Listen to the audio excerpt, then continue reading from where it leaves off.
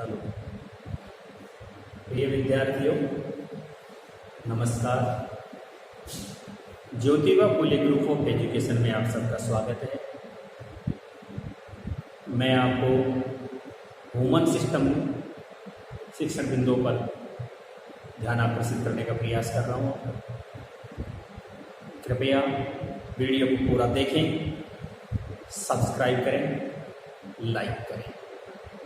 Human system में मैंने आपको बढ़ियांत, आरोही, अनुप्रस्थ, अवरोही और उसके सिग्माकार बृहदांत तक के बारे में मैं आपको बता चुका हूँ। अब मैं बढ़ियांत का रेक्टम वाला भाग आपके सामने रेक्टम का ज्ञान देना चाहूँगा। तो रेक्टम के ज्ञान में मैं आपको सबसे पहले आपके सामने यहाँ और सारा छोड़ करके केवल मलाशय और बढ़ियांत का चित्र बनाता हूँ आपको। जैसे आप देखते होंगे कि यहाँ से हमारी ये अन्ननाल है, ये इसकी परिस्थितिका हो गई। परिस्थितिका से ऊपर ये हमारी बढ़ियांत है, इसमें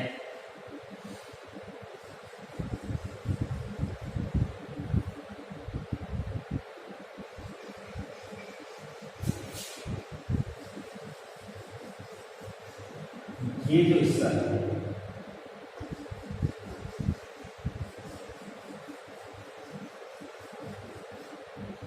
ये हो गया और ये हो गया। ये यहाँ से हमारी छोटी आंत का इलियम भाग है। ये छोटी आंत का इलियम भाग है, ये अंदनाल हो गया, ये परिस्थितिका हो गया।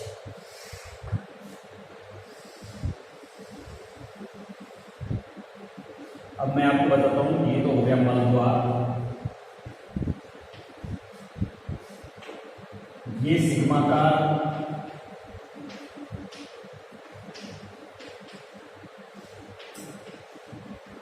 वेदांत, ये सिग्माकार वेदांत हो गया। ये भाग यहाँ से यहाँ तक जो 20 सेंटीमीटर का है, लगभग इतना 20 सेंटीमीटर का, ये हो गया आपका मलाशय। ये आपका मलाशय, ये अंदनाल है,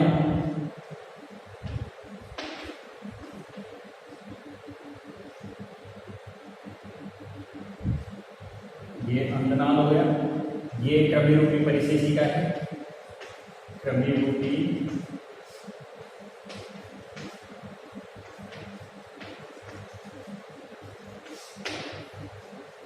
परिशेषिका है। इसको आरोही बोलते हैं।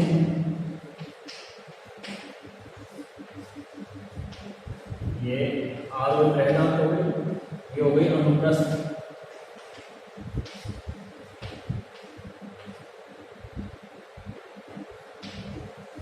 और ये हो गई अवरोही।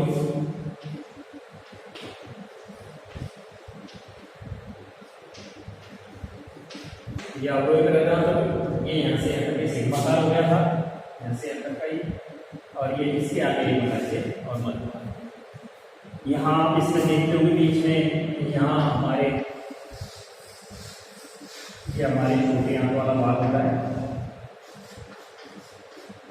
ये छोटी आंत है, इसमें 7 मीटर की लगभग होती है। ये हमारी छोटी आंत हो गई। इस तरह से हमारा ये हो गया। अब मैं आपको मलाशय के बारे में देखिए। मलाशय आहार नाल का अंतिम भाग होता है, बड़ी आंत का अंतिम भाग मलाशय। मलाशय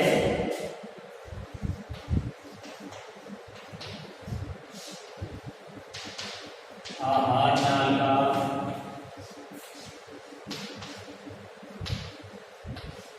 अंतिम भाग होता है।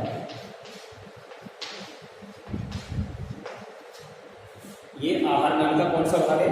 अंतिम भाग होता है, करीब 20 सेंटीमीटर लंबा होता है। इसकी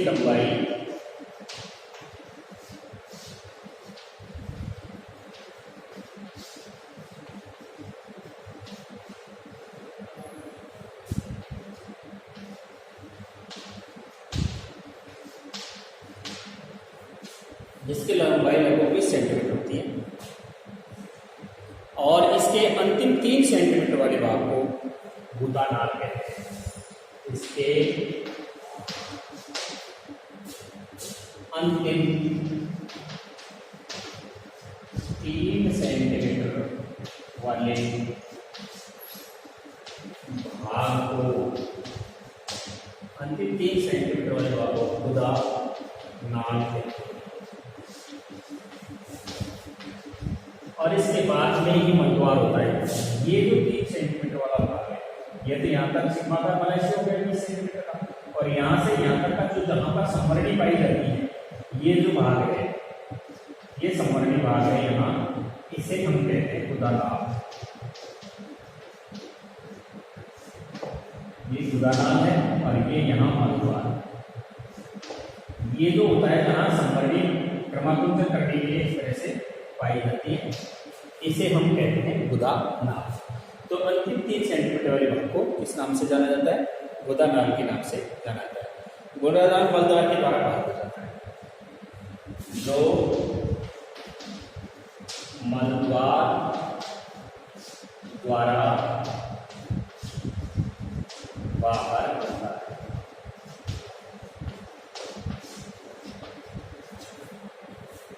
जो मलद्वार द्वारा बाहर खुलता है। मलद्वार पर आकर के आहार नाल समाप्त होती है। मलद्वार द्वारा बाहर खुलता है और आहार नाल समाप्त हो जाती है।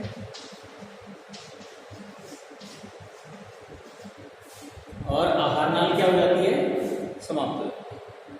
गुदानाल में 2 संवरणी पेशियां पाई जाती हैं। गुदानाल में वही वह अंतर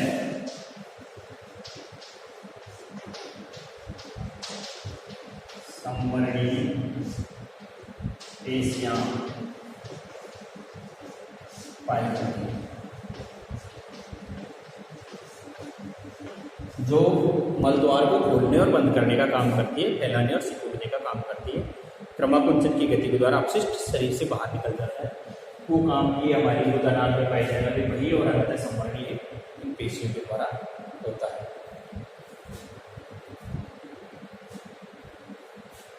पचित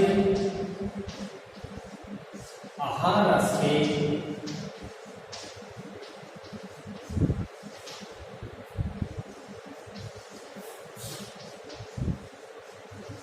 अवशोषण के बाद, पचित आहार रस के अवशोषण के बाद शेष बचे शिशु को, शेष बचे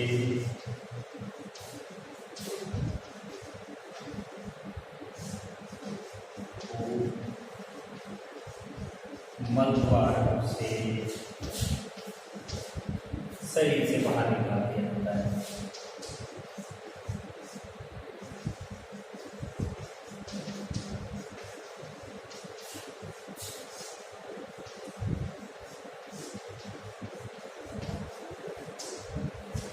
आप देखते होंगे ये हमारी छोटी आंत होगी जिसका एलियम भाग है, ये एलियम भाग है। एलियम भाग से जैसे ही भोजन यहाँ प्रवेश करता है, आरोही बृहदांत्र में बढ़ता हुआ आगे चला जाता है भोजन, और इस तरह से अनुप्रस्थ के अंदर होता हुआ यहाँ आ जाता है सिग्मा का। और ये हमारा हो गया मलाशय का भाग। ये मलाशय है 20 सेंटीमीटर का, इसके अंदर आकर के और अपशिष्ट एकत्रित हो जाता है। यहाँ पर मलद्वार है, उससे पहले गुदानाल पाई जाती है। गुदानाल 3 सेंटीमीटर लंबा होता है, जिसके अंदर अंतर और वही संवरणी पेशियां पाई जाती हैं। और ये वही और अंतर संवरणी पेशियों के क्रमाकुंचन के द्वारा मलाशय में एकत्रित मल शरीर से बाहर त्याग दिया जाता है। इस प्रकार से पाचन की क्रिया पूर्ण होती है। अब पाचन में ये तो आपके ऑर्गेन्स हो गए, अंग जो पाचन के काम में आकर के पाचन तंत्र का निर्माण करते हैं। लेकिन कुछ महत्वपूर्ण भूमिका पाचन ग्रंथियों की भी होती है, और वो मैं आपको डाइजेस्टिव ग्लैंड्स के बारे में मैं आपको यहाँ बताऊंगा। इसके बाद में आपकी पाचन ग्रंथियाँ आती हैं। पॉइंट हमारा चेंज हो रहा है पाचन ग्रंथियाँ मलाशय के बाद।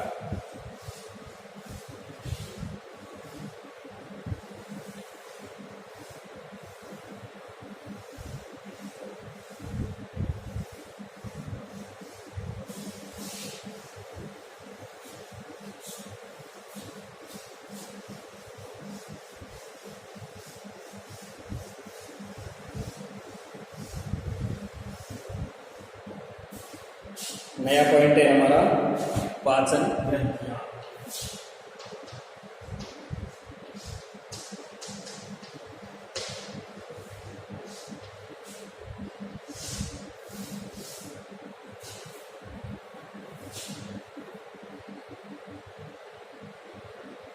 मनुष्य में आहार डालने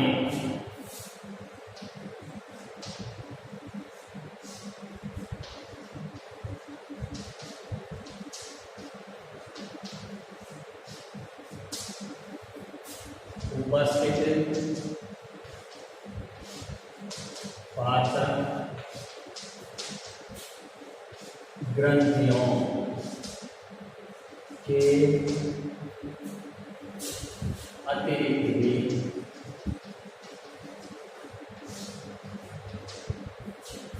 पाचन ग्रंथियों के अतिरिक्त भी 3 प्रमुख पाचन ग्रंथियां, 3 प्रमुख पाचन ग्रंथियां पाई जाती हैं।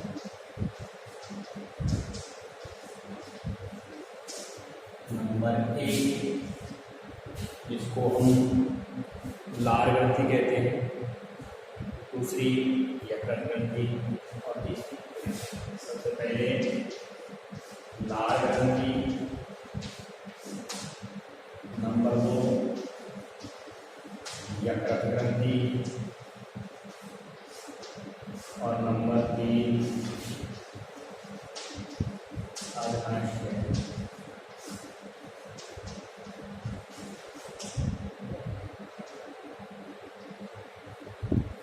लार ग्रंथि, यकृत ग्रंथि और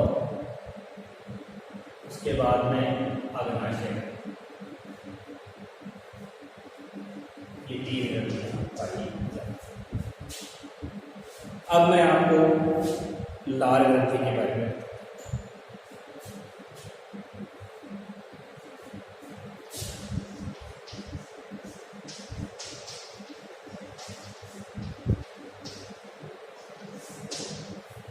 देखिए, लार ग्रंथि कहाँ पाई जाती है? मुंह में। ये ग्रंथि मुंह में लार उत्पन्न करती है और लार में तरल और श्लेष्मल 2 प्रकार के पदार्थ मिले रहते हैं, चिपचिपा श्लेष्मा और तरल। तरल भाग भोजन को गीला करने का काम करता है, जबकि जो पाई जाने वाली श्लेष्मा है वो भोजन को लुब्रिकेंट बना देती है ताकि भोजन नली से आसानी से आमाशय तक भोजन पहुंच सके। ये लुब्रिकेंट के तौर पर कार्य करने वाला चिकना जो चिपचिपा है लार का भाग, ये हमारी आहार नाल भोजन नली को सुरक्षित रखने का काम करता है ताकि घर्षण से किसी प्रकार का कोई भी भोजन नली को नुकसान ना हो, इसलिए ये लुब्रिकेंट काम करता है। तो मैं आपको दोनों के बारे में लिखवाता हूँ, देखिए कैसे। की ग्रंथि, लार ग्रंथि मुंह में पाई जाती है। यह ग्रंथि मुंह में पाई जाती है।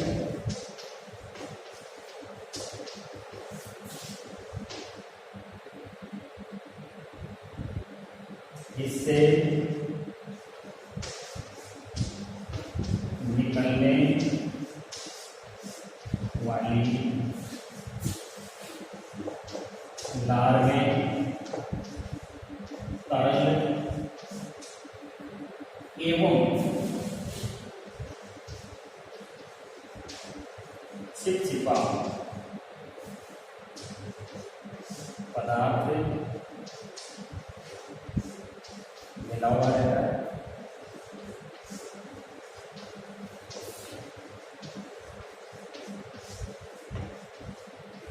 तरल भाग भोजन को गीला करने का काम करता है।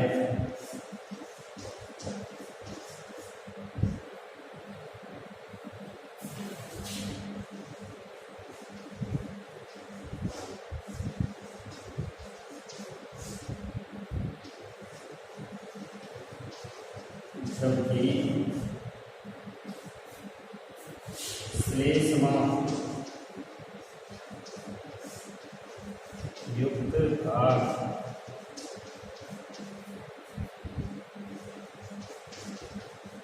भोजन को चिपचिपा बनाता है।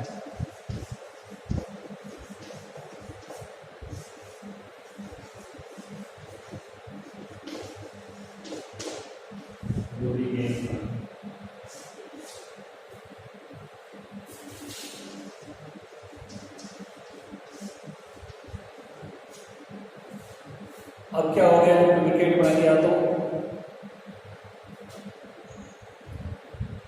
भोजन नली को भोजन को आमाशय तक पहुंचाने में किसी प्रकार का नुकसान नहीं होता, जिससे भोजन को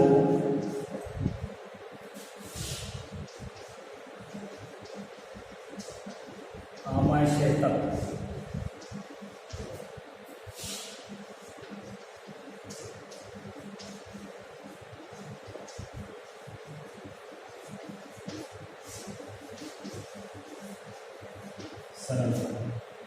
भोजन को आमाशय तक ले जाने में सरलता होती है, किसी प्रकार का कोई कठिनाई नहीं होती। और लार ग्रंथि क्या करती है कि लार ग्रंथि का मुख्य कार्य होता है भोजन में उपस्थित स्टार्च को मुंह में ही पाचन करना शुरू कर देती है। लार ग्रंथि से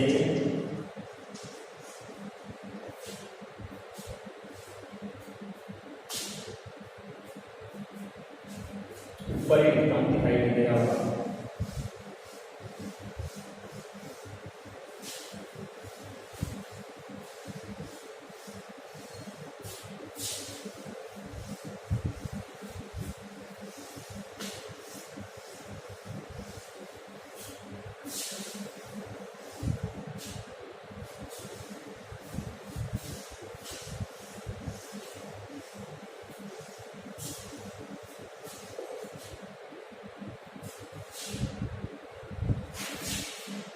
लार ग्रंथि से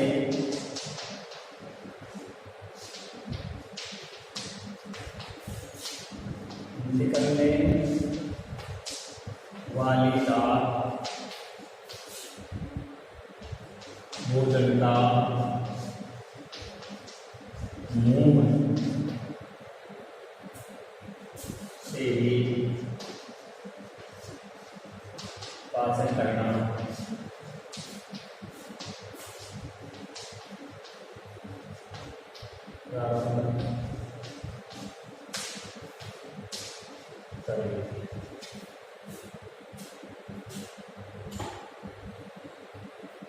ये भोजन में उपस्थित स्टार्च का यह भोजन में उपस्थित स्टार्च का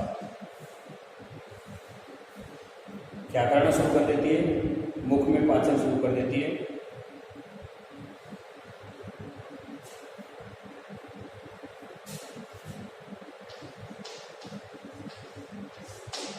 भोजन में उपस्थित स्टार्च का पाचन करना, भोजन को चिकना है, भोजन को चिकना गीला बनाना, दांत और जीभ की सफाई करना, दांत मुख धोएगा और जीभ की सफाई का कार्य भी किसके द्वारा किया जाता है, लार के द्वारा किया जाता है।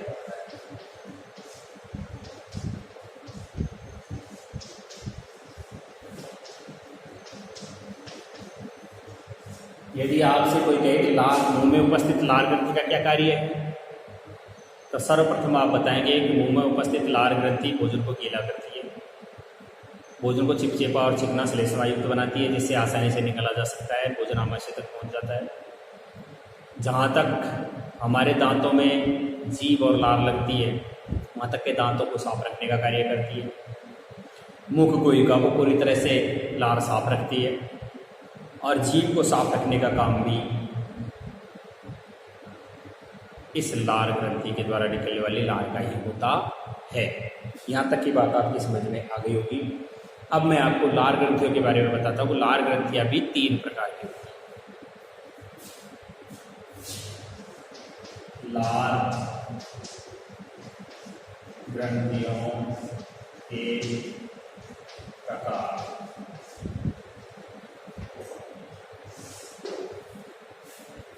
लार ग्रंथियाँ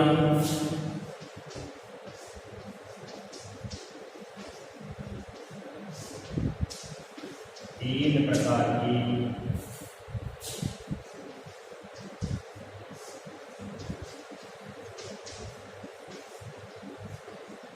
होती है।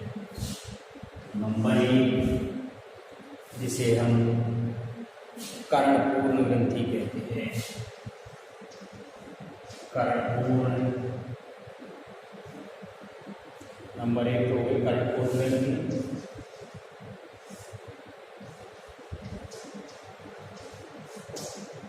नंबर 2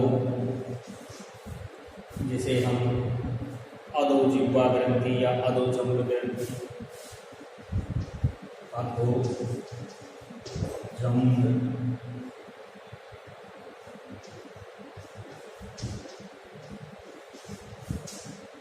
और नंबर 3 अधोजिह्वा।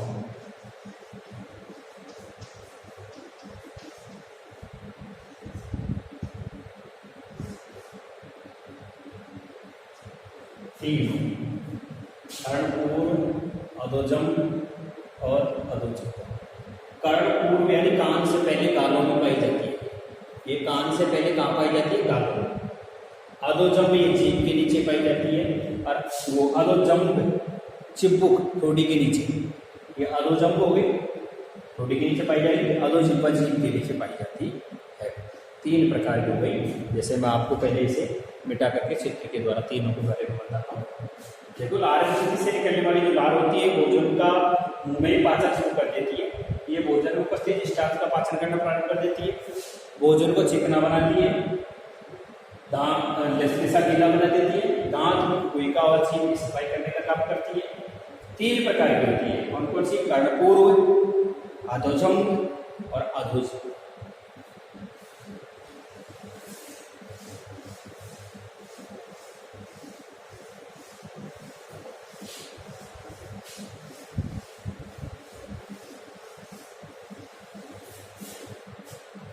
अब देखिए, जैसे सबसे पहले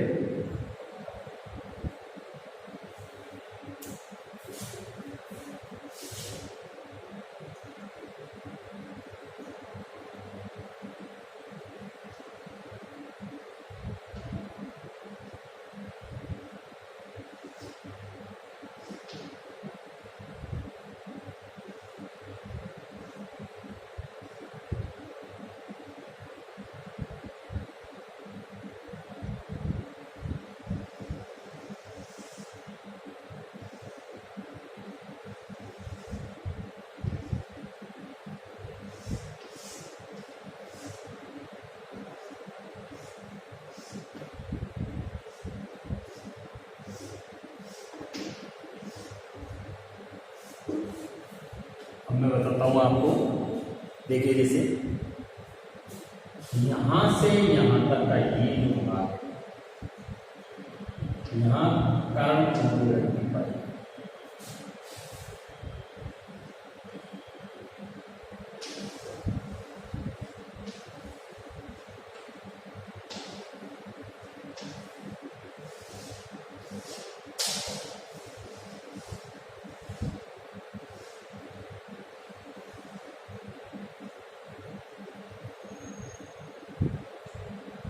यह है कर्णपूर्ण।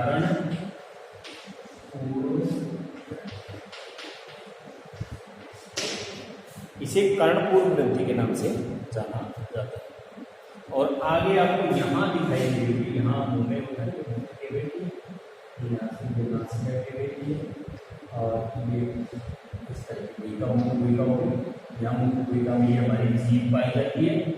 जीभ होती है, जीभ के जस्ट यहाँ ये इसको कहते हैं अधोजिह्वा। ये अधोजिह्वा ग्रंथि है। कौन सी ग्रंथि है? अधोजिह्वा। और यहाँ पर जैसे ये भोजन नली जाती है, ये यहाँ जा रही है हमारे के लिए, और यहाँ हमारा एपिग्लॉटिस पाया जाता है, लैरिंक्स वगैरह है, और यहाँ पर जो ग्रंथि पाई जाती है इससे इसको कहते हैं अधोजम। ये अधोजम ग्रंथि आपको स्पष्ट रूप से दिखाई दे गया होगा। आधा कलर करके दिखा देता हूँ। ये अधोजिह्वा है, ये कर्णपूर हो गई,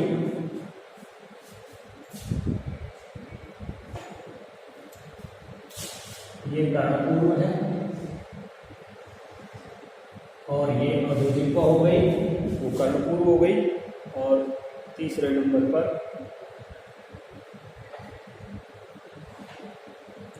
ये आपके अलग अलग रंग में मैंने आपको तीनों को ये दिखा दिया। अब आपको दिख गया होगा कि किस तरह से ये तीनों हैं, आपको दिखाई दे रही होगी, कर्णपूर, अधोजिह्वा और अधोजम। अब आप एक एक के बारे में देखते चले जाएं। सबसे पहले कर्णपूर्व ग्रंथि। नंबर 1 कर्णपूर्व ग्रंथि। कर्णपूर्व ग्रंथि जो नंबर 1 पर है, लिखेंगे इसमें कि यह है सीरनी तरल का स्राव करती है और गालक पाई जाती है। यह ग्रंथि सीरनी तरल का स्राव करती है और गालों में पाई जाती है।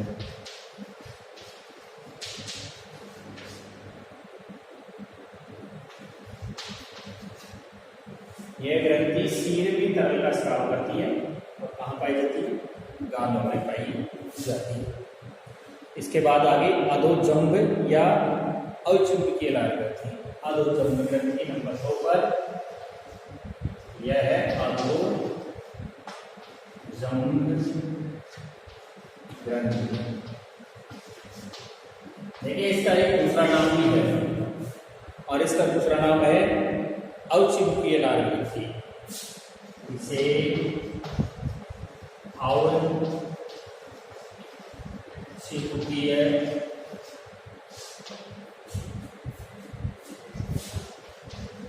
लाल ग्रंथि भी कहते हैं।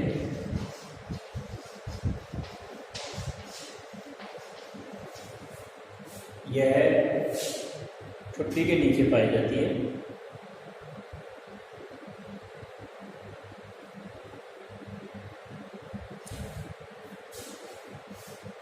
इसे मिश्रित ग्रंथि के नाम से भी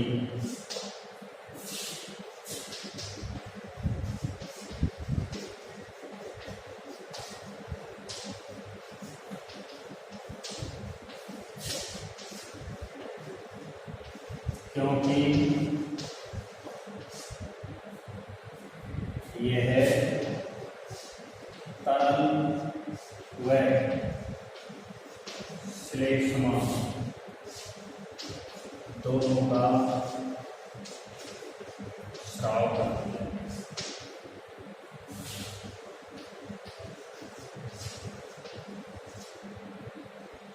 नंबर 3 इसे अधोजिह्वा के नाम से।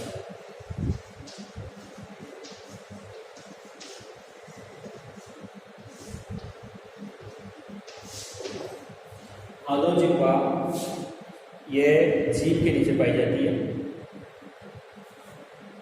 यह ग्रंथि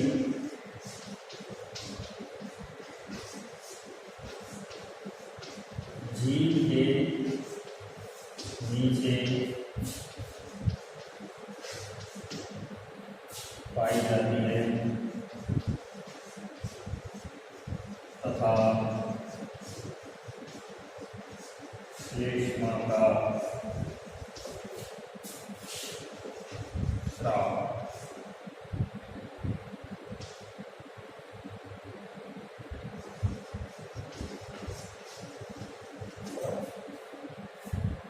आपके सामने आ गया होगा कि कर्णपूर्ण ग्रंथि, ये ग्रंथि सीधी तरल का स्राव करती है और गालों में पाई जाती है। दोनों तरफ के गाल होते हैं, यहाँ इस जगह पर ये पाई जाती है। मैंने आपको बता रखा है कर्णपूर्ण एक नंबर 2 अधोजम हो गई और नंबर 3 हो गई। ये 3 प्रकार की ग्रंथियाँ हमारे पाई जाती है। अब उसके बाद मैं ग्रंथि नंबर 2 पर आ रहा हूँ। आपका ये तो आपका ये हो गया। अब नंबर 2 पे आ गया मैं अग्नाशय। अग्नाशय ग्रंथि, अग्नाशय एक अंतःस्रावी और बहिःस्रावी दोनों प्रकार की ग्रंथि होती है। मैं आपको बताऊं अंतःस्रावी ग्रंथि किसे कहते हैं। कि अंतःस्रावी ग्रंथि से तात्पर्य होता है कि ऐसी ग्रंथि जिनके द्वारा निकलने वाले हार्मोन बिना किसी नलिका की सहायता से सीधे ही रुधिर में यदि मिला दिए जाते हैं तो ऐसी ग्रंथि को हम अंतःस्रावी ग्रंथि के नाम से जानते हैं।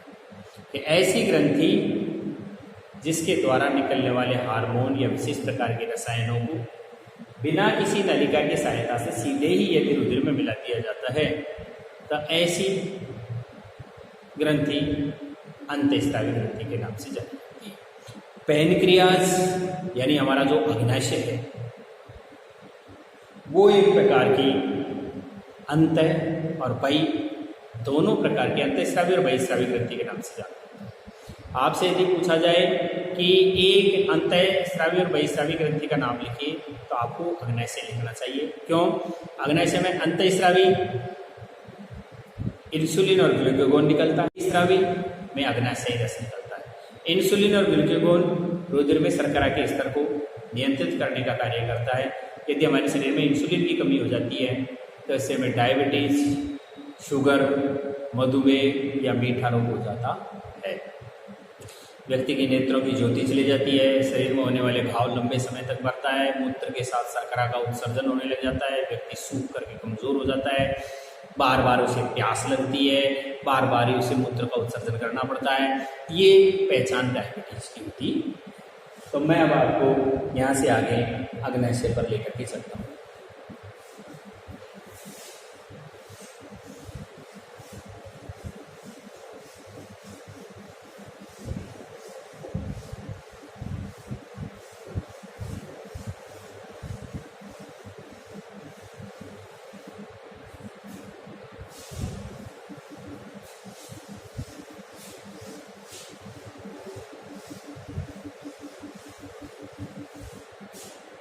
देखिए अग्नाशय,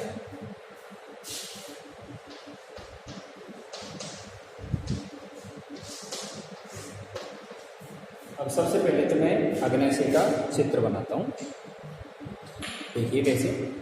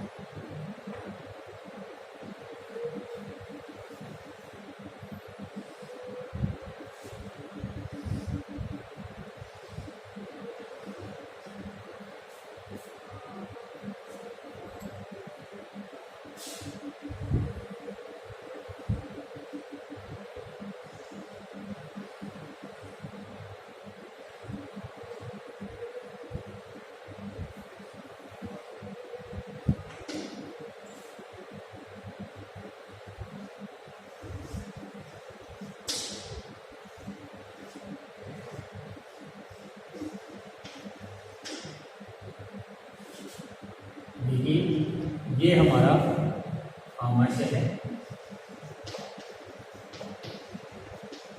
और आमाशय की क्षमता 1 से 3 लीटर भोजन उत्पादन करने की। इसके नीचे ये हमारा पेनक्रियाज है, जिसको हम अग्नाशय के नाम से जानते हैं।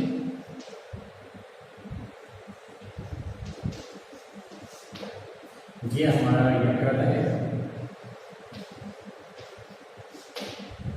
ये हमारा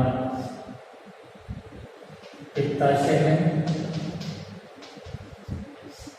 ये हमारी पित्तनलिका है,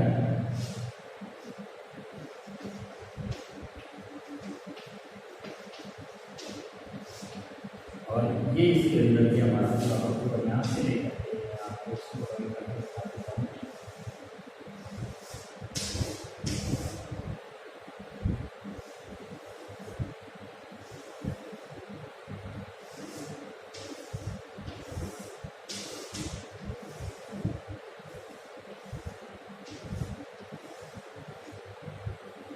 ये हमारा हो गया है आमाशय।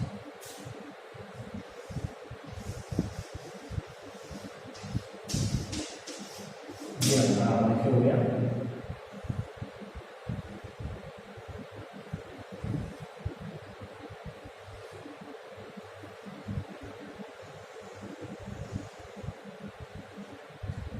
ये हमारा आमाशय, उसके ऊपर ये जो आपको दिखाई दे रहा है, मैं इसे दूसरे कलर से कर देता हूँ।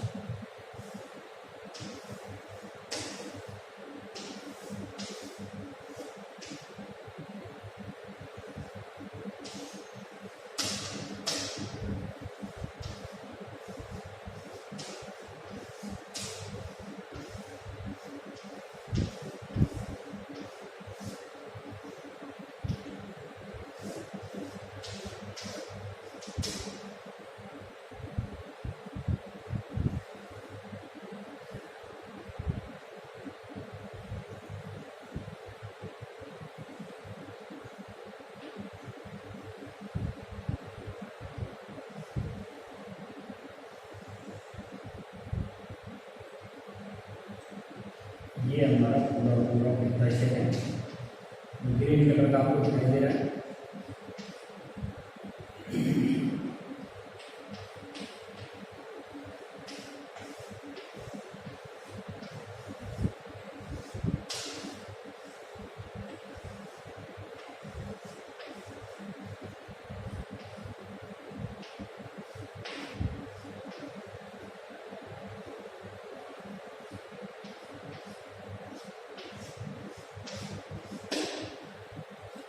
ये हमारा पित्ताशय हो गया, और ये अंदर वाला जो भाग है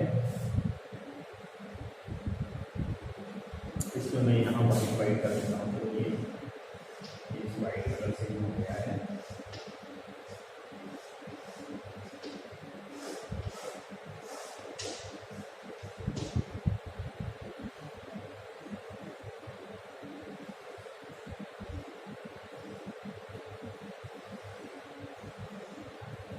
आपके सामने चित्र पूरी तरह से कंप्लीट बन करके तैयार हो चुका है। देखिए,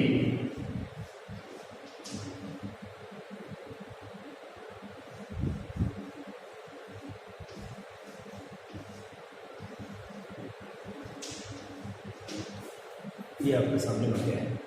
अब मैंने ये आपके सामने अग्नाशय, ये संवर्णी अग्नाशय और बना दिया है चित्र। इसमें मानव का यकृत देता हूँ, मानव का यकृत तथा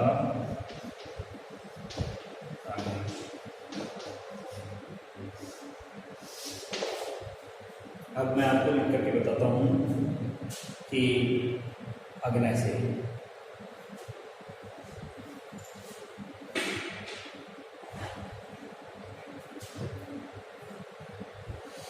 यह एक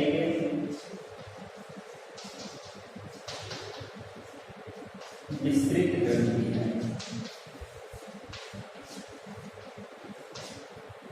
यह एक क्या है?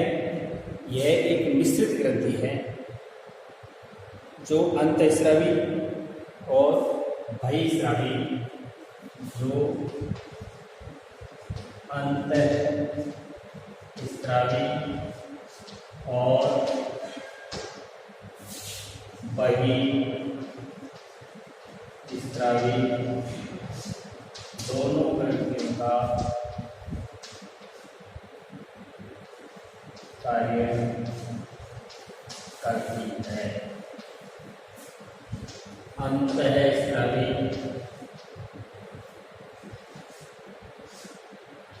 ग्रंथि के रूप में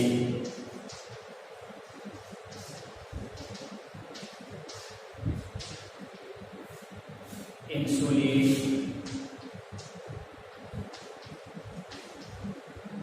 व ग्लूकेगोन नामक हार्मोन का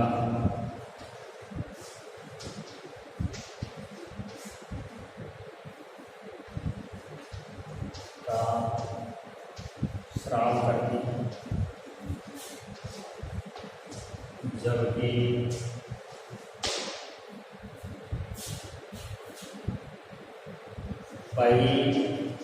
बहिस्रावी ग्रंथि के रूप में अग्नाशयी रस का उत्सर्जन करती है।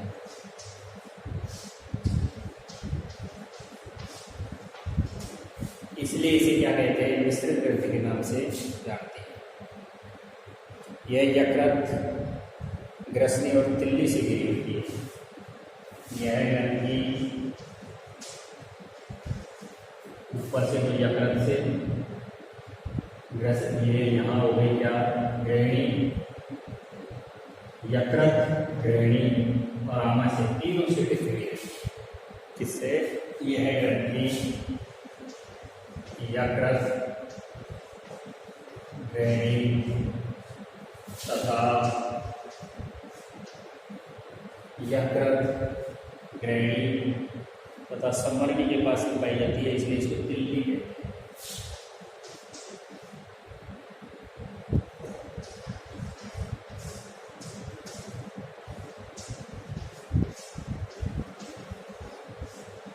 तिल्ली से ढकी रहती है। 6 से 8 इंच लंबी तथा यू आकार की होती है, जो 6 से 8 इंच लंबाई की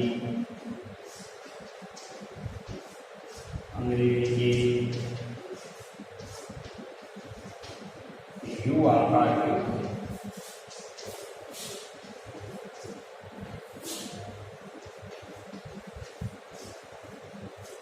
देखिए, जैसे अंग्रेजी का यू आकार आपको दिखाई दे रहा होगा, यहाँ से ये यू आकार का अंग्रेजी के यू आकार की ग्रंथि होती है, इसलिए इसको यू आकार की ग्रंथि के नाम से जाना जाता है। इस ग्रंथि के द्वारा प्रोटीन, वसा और कार्बोहाइड्रेट्स का पाचन होता है। यह ग्रंथि प्रोटीन, वसा तथा कार्बोहाइड्रेट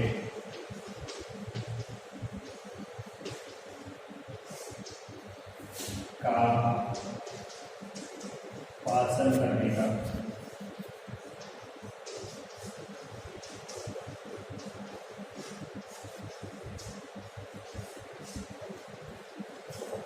कार्बोहाइड्रेट का पाचन करने का काम करती है।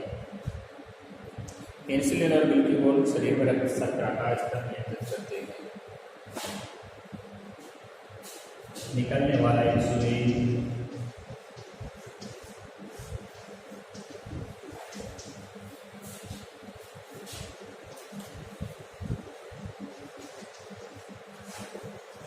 रक्त में